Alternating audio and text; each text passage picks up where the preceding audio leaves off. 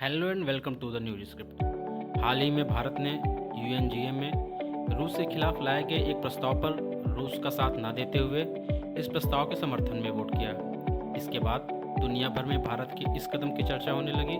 लोग यह कयास लगाने लगे कि क्या भारत अब रूस यूक्रेन मुद्दे पर अपनी स्थिति में कुछ चेंजेस लाने वाला है। इसी जिज्ञासा में हमने भी दुनिया भर में छपी मीडिया रिपोर्ट्स की पड़ताल की और भारत के इस निर्णय के पीछे की पृष्ठभूमि को समझने की कोशिश की। तो आइए सबसे पहले उस प्रस्ताव के बारे में जानते हैं जो दक्षिणी यूरोपीय देश एवं नाटो मेंबर अल्बानिया द्वारा लाया गया था।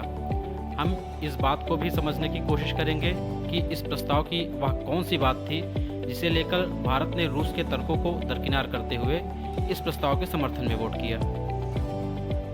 तो बताते चले कि हाल ही में रूसी राष्ट्रपति व्लादिमीर पुतिन ने क्रेमलिन में एक कार्यक्रम के दौरान 4 यूक्रेनी क्षेत्रों डोनेस्क, लुहांस्क, खेरसा एवं ज़ैपोरिज़ा की एक तथाकथित रेफरेंडम के बाद रूस में विलय की घोषणा कर दी, जिसके बाद यूक्रेन तथा तमाम पश्चिमी देशों द्वारा इस कार्रवाई को अंतर्राष्ट्रीय कानूनों का वायलेशन करार दिया गया।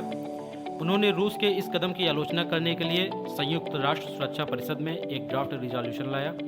हालांकि यूएनएससी में रूस के वीटो करने के बाद पश्चिमी देशों का यह प्रस्ताव निरस्त हो गया। इसके साथ ही भारत ने भी यूएनएससी में पश्चिमी देशों के इस प्रस्ताव का न तो समर्थन ही किया और न विरोध।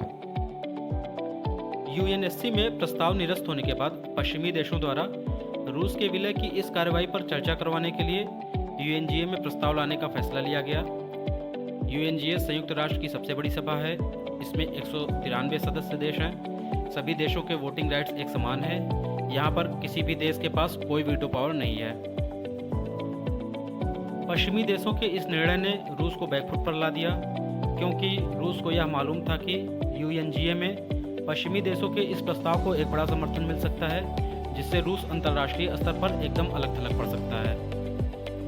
ऐसे में रूस ने यूएनजीए से प्रस्तावों पर मतदान करने वाली प्रक्रिया में बदलाव की मांग की।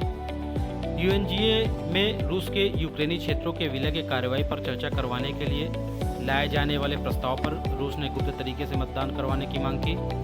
बताते चले कि गुप्त मतदान की प्रक्रिया में केवल यह पता चलता है कि कौन हारा और कौन जीता। बाकी पक्ष विपक्ष के मतों की संख्या आदि संबंधी जानकारियां गुप्त रहती हैं। रूस के इस मांग पर अल्बानिया द्वारा फिर से एक ड्राफ्ट रिजोल्यूशन लाया गया, जिसके विषय वस्तु को यदि हम मोटे तौर पर समझना चाहें तो यह था कि यूएनजीए में हमें किसी प्रस्ताव के मतदान की प्रक्रिया खुली रखनी चाहिए या गुप्त। बताते चले कि भारत यूएनजीए में हमेशा से सुधारों के पक्ष में रहा है।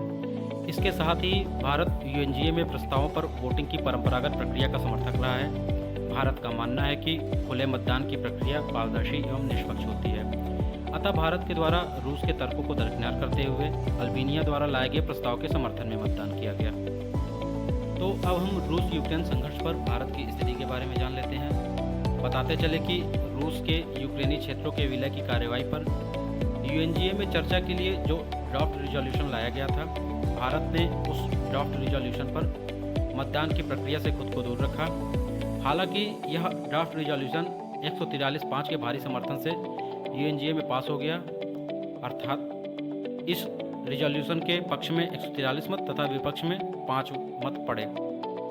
भारत के न्यूट्रल स्टेटस पर यूएनजीए में भारत की अस्थायी प्रतिनिधि रुचिरा कंबोज ने कहा कि हमने हमारे देश की यथास्थिति पर कायम रहते हुए इस मतदान में भाग न लेने का निर्णय लिया है। इसके साथ हाल ही में अपने ऑस्ट्रेलियाई दौरे पर विदेश मंत्री डॉक्टर एस जयशंकर ने अपने बयानों से एक बार फिर स्पष्ट कर दिया कि भारतीय विदेश संबंधों के परिप्रेक्ष्य में पश्चिमी देश एवं रूस अपने अपने स्थान पर अपनी भूमिका के अनुसार महत्व रखते हैं। फिलहाल मैं आप लोगों से आपका ओपिनियन जानना चाहूँगा कि क्या यूएनजीए में सीक्रेट बैलेट अर्थात गुप्त मतदान प्रक्रिया होनी चाहिए या फिर खुली मतदान प्रक्रिया ही ठीक है। प्लीज़ अपने विचार कमेंट सेक्शन में ज़रूर बताएं। एंड वीडियो अच्छा लगा हो ज़रूर लाइक करें, चैनल पर नए हो सब्सक्राइब करें। मिलते हैं नेक्स्ट वीडियो में। Thank you for listening. जय हिंद।